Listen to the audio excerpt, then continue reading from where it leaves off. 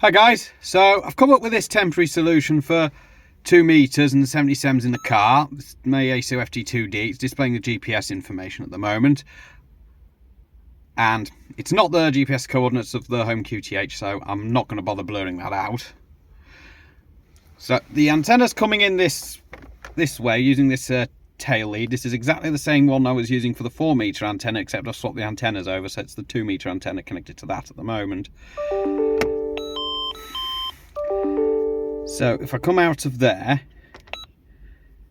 it's currently receiving APRS packets, most likely from my iGauge because it's not that far away. Currently on GB3IR there at the moment.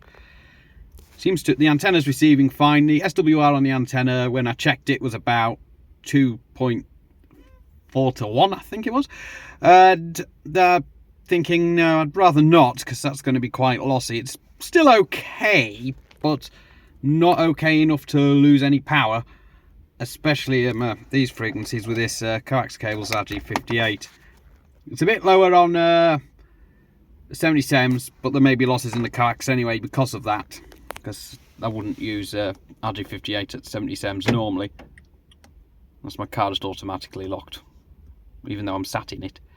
So I can flick through the repeaters that are programmed into it, and also my hotspot, and also a digital gateway that's nearby in Richmond, although its location means it's a bit hit and miss whether you actually can hit it or not.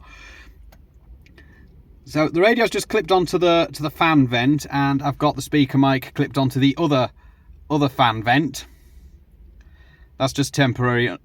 If I can get the SWR down, then I'll be able to transmit, and this is just temporary until I can get the FTM400 back in here, which I'm hoping to hardwire, because I have read somewhere that smart alternators do their sensing on the negative side, and provided the negative connection of the radio is to the chassis, it should sense the load that pulls and adjust the alternator accordingly, and it shouldn't have any problems with the sensing, whatever it does. I don't know what smart alternators do, because this is the first car I've had that's got one.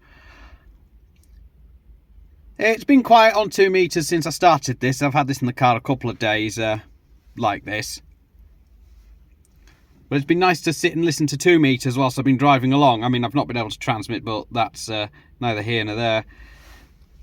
So hopefully in a couple of days, if I can get the SWR sorted out, I'll be able to transmit. That would be quite nice, be able to 2 meters mobile again.